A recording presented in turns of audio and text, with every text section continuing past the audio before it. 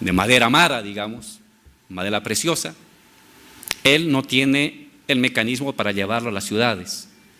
Tala el árbol en su territorio, aparece el hacendado, que él sí tiene el camión, él sí tiene el mecanismo de corte de la madera, él sí puede trasladarlo a las ciudades, de tal manera entonces que el compañero indígena agarra el árbol, lo tala, lo vende por 100 bolivianos, 100 pesos al hacendado, el hacendado se lo lleva, corta el árbol de madera, hace los listones y lo está vendiendo en la ciudad seguramente a un precio de unos 4.000 o 5.000 bolivianos. Esa es la diferencia entre 100 y 200 pesos y 2.000 a 3.000 pesos. Es una diferencia de 1 a 10 entre la extracción de una materia prima y la venta y la intermediación por parte del hacendado. Lo mismo va a pasar con el cacao, lo mismo va a pasar con el lagarto y con la castaña. ¿El lagarto se usa para qué? Se caza el lagarto, se le extrae el cuero y ese cuero secado luego se lo vende a las grandes empresas que hacen los cinturones y las carteras que va a vender luego Gucci a $500, cuando ese lagarto en el Beni, en la Amazonía, ha valido 30 pesos, 50 pesos, ¿no? Y luego procesado y llevado a Italia o a Francia, eso se va a convertir, esa cantidad de cuero se va a convertir no en 30 pesos, se va a convertir en 500, en 700 o $1.000. Es decir, el nuevo mecanismo de subordinación es ya no tanto el control de la tierra, porque hay un retroceso en el control de la tierra por parte del hacendado, sino es en el control de los procesos de intermediación, en los procesos de compra y venta de los productos que genera la economía indígena campesina amazónica. En ese caso hablamos de una subsunción, es una categoría marxista, la subsunción formal y la subsunción real.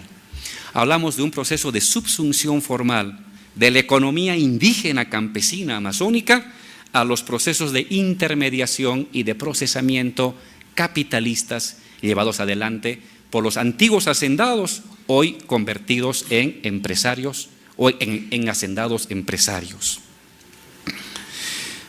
El hacendado fija los precios de los productos amazónicos, el hacendado es el que procesa la madera, el hacendado es el que compra la castaña y la procesa, el hacendado es el que controla los créditos, el hacendado es el que provee de productos de la ciudad a el indígena.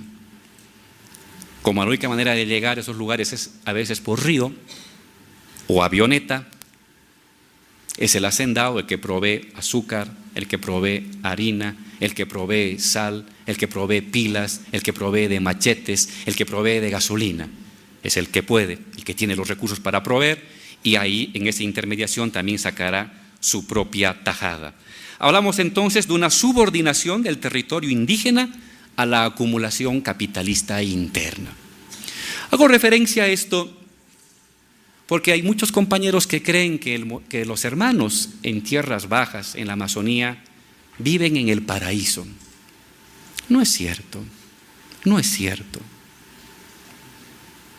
Las comunidades indígenas actuales en la Amazonía no son las comunidades precolombinas, no son esas constructoras de esa gran civilización hidráulica, no.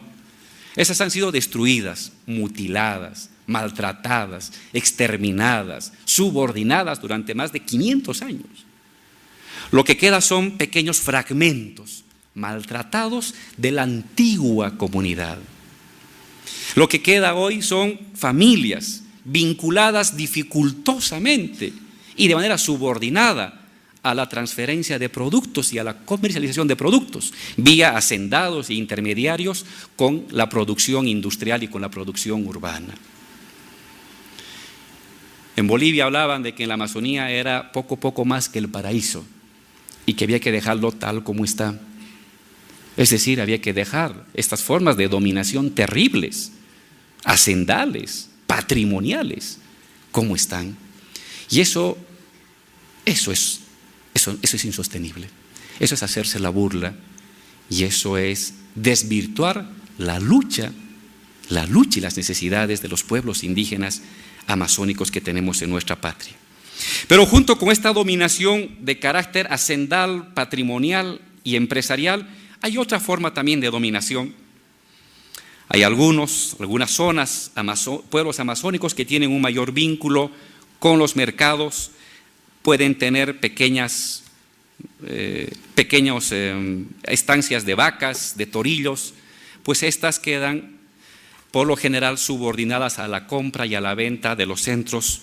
La siguiente página, la siguiente, hacia los centros que son básicamente Santa Cruz. Toda la producción amazónica regionalmente es articulada a la subordinación hacia la economía que se da en el centro de Santa Cruz.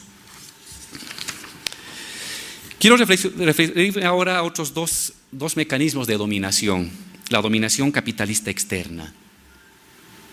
Aquí, esta es una mutación contemporánea emergente de los años 60, 70, con la explosión de las ONGs.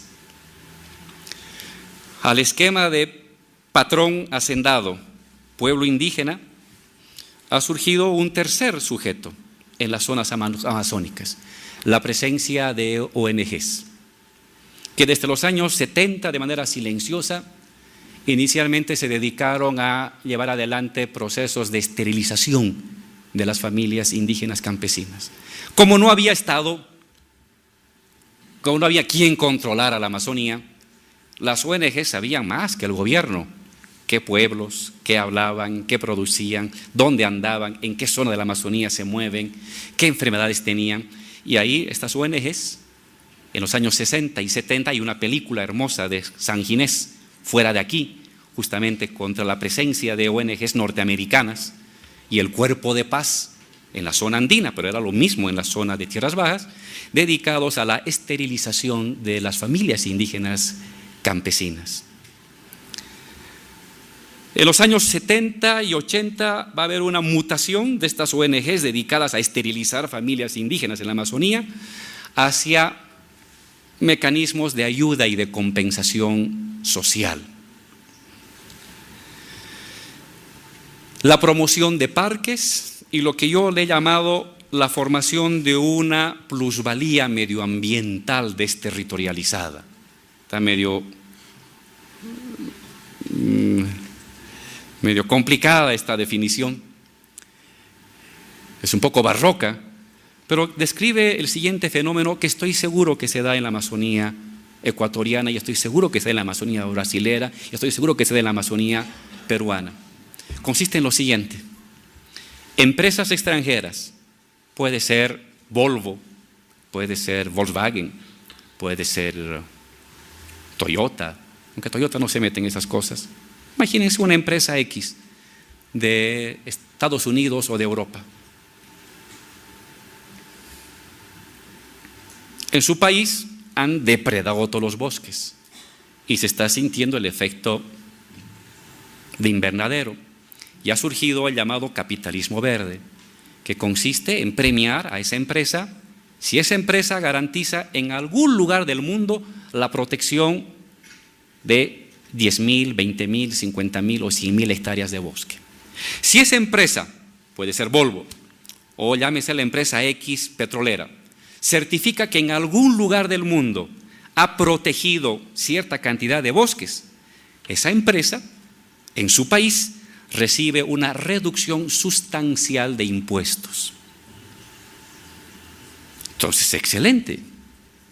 Me consigo 4 jóvenes bien intencionados, con corazón ambientalista, que se vayan a la pobre Amazonía boliviana, que convenzan al alcalde, al gobernador y al ministro y al presidente para que este pedazo de bosque no se toque, ni se piense en abrir camino, ni en abrir en escuela, porque es un tesoro y patrimonio de la humanidad y hay que preservar de manera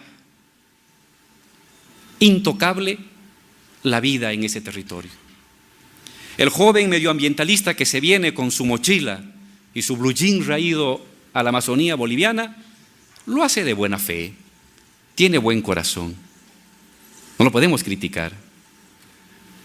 Y convence con su mirada tierna y su mal castellano, convence al ministro y al y al gobernante de que hay que cuidar ese pedazo de Amazonía. Pero ¿quién está ganando de eso? Es la empresa petrolera, es la empresa de camiones o de automóviles que ha logrado un certificado de que no se ha tocado ni un solo árbol, ni un solo pajarito de 50.000 hectáreas de bosque. Y gracias a eso y a la labor bien intencionada de ese joven de la ONG, la empresa petrolera o la empresa constructora de camiones, europea o norteamericana, logra una reducción del 10 o del 15% de los impuestos. Es decir, logró una ganancia extraordinaria de $60 millones a cambio de invertir vía una fundación o vía una ONG medioambientalista $500 000 para ir a dejar un poco de comida, de ropa a esos pueblos indígenas abandonados en un rincón de la Amazonía. A esto es que denominamos una plusvalía medioambiental. Hay una valorización de esta protección del bosque en favor de la gran empresa extranjera que gana mediante la protección de ese bosque. Oigan, dirán, oiga, vicepresidente, ¿pero acaso no está bien proteger el bosque? Claro que está bien proteger el bosque, ¿sí? Pero no como coartada para elevar la ganancia del gran depredador de bosques del mundo, ni como pretexto para impedir de que ese pueblo indígena tenga el derecho a salud, a que tome agua en vez de río, que tome agua potable, a que tenga salud, a que tenga una escuela y a que tenga luz. Ese es el gran problema. Esta es una de las formas de dominación que le hemos llamado forma de dominación capitalista externa. El capitalismo tiene por objetivo la ganancia. Y si para obtener ganancia hay que matar seres humanos, es legítimo matar seres humanos porque se le da ganancia. Las guerras son esos. Si para obtener la ganancia hay que destruir la naturaleza, el capitalismo destruye la naturaleza. Es lo que hizo en toda Europa y es lo que hizo en toda América del Norte en el siglo XIX y siglo XX. Pero si para obtener ganancia hay que proteger temporalmente un bosque, el capitalismo lo hace fácilmente. Y a través de ese mecanismo genera una plusvalía medioambiental que potencia a la empresa extranjera, que deja en las condiciones de subordinación y de abandono esa zona, a esas naciones indígenas en la Amazonía, y sigue aumentando el capital de operaciones de la empresa extranjera. Los intermediarios, no diría yo todas, algunas ONGs medioambientalistas. Ha variado, ahora las ONGs han pasado del control de la natalidad, años 60 y 70, a, entre comillas, el control del medio ambiente. Y a partir de eso se pone en marcha toda una tecnología sofisticada de carácter planetario de acumulación del capitalismo.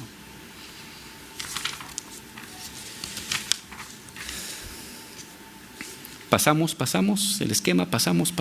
Este es el esquema básicamente. Estaba bien, ese es el esquema de la formación de esta plusvalía medioambiental externa.